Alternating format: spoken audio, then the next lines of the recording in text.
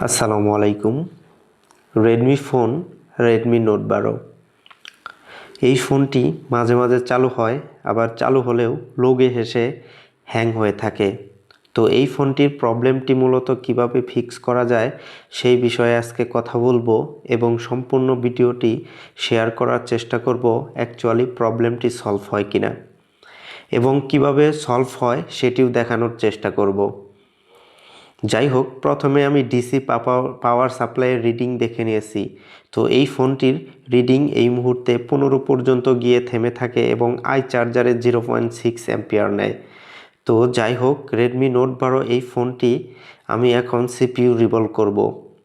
CPU revolve করে প্রবলেমটি solve হয় কিনা সেটি আপনাদের সাথে শেয়ার করার চেষ্টা করব।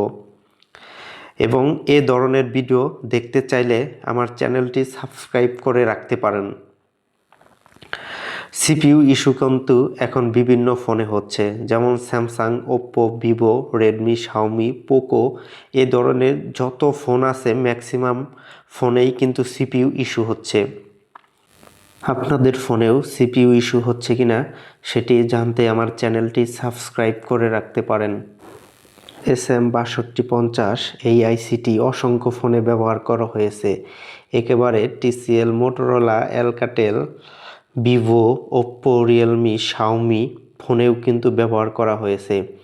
এবং এ ধরনের যে ফোনগুলো, প্রত্যেকটি ফোনেই কিন্তু এ ধরনের প্রবলেম কোনো না কোনো সময় হতে পারে। এখন কথা হচ্ছে এই প্রসেসরটি কেন প্রবলেম হচ্ছে।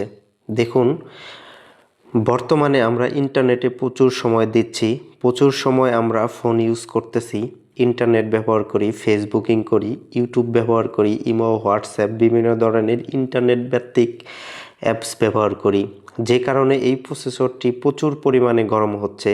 তারপর ডাটা অথবা ওয়াইফাই তো সবসময় কানেকশন থাকছেই, যে কারণে প্রসেসরের অনেক প্রেসার পড়ে এবং সিপিইউর নিচে বলগুলো ড্রাই হয়ে যায় এবং কানেকশন ফল্ট করে। এছাড়াও ফোনটি হাত থেকে পড়ে চাপ লেগে প্রবলেম হতে পারে। তারপর ইউএফএস আইসির কারণেও কিন্তু এই ফোনটি ডেড হয়ে যেতে পারে। যাই হোক, দেখুন, প্রসেসরটি খুলে নেওয়ার পর আমি সুন্দরভাবে বোর্ডটি ক্লিন করতেছি। তো ক্লিন করার সময় আমাদেরকে সবসময় মাথায় রাখতে হবে যেন পিনগুলো না উঠে যায়। তো দেখুন, পরিষ্কার করা শেষ। এখন থিনার দিয়ে বোর্ডটি সুন্দরভাবে ক্লিন করে নিয়েছি। তো এখন আমরা আমাদের এই 6225 যে প্রসেসরটি কোয়ালকমের, এই প্রসেসরটি রিবোলিং করে নিব। তো দেখুন, একটা ফোনের প্রসেসর আইসি রিবোলিং করার সময় কিন্তু আমাদেরকে সর্বোচ্চ সতর্কতা অবলম্বন করতে হয়, কারণ আমাদের একটি ভুলের কারণে একটি প্রসেসর আইসি অথবা মাদারবোর্ড ড্যামেজ হয়ে যেতে পারে। তো আমাদের প্রসেসর রিবোলিং করার সময় সর্বোচ্চ সতর্কতা অবলম্বন করতে হবে।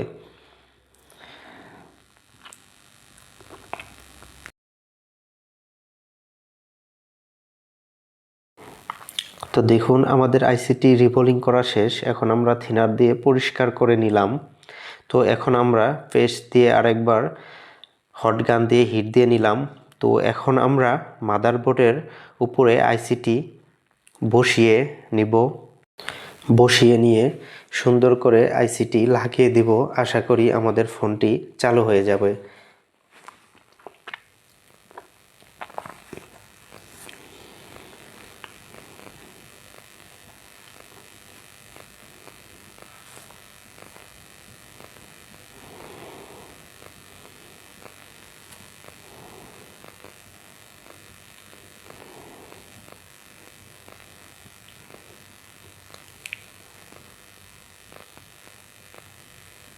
তো দেখতে পাচ্ছেন আমাদের ফোনটি কিন্তু চালু হয়ে গেছে।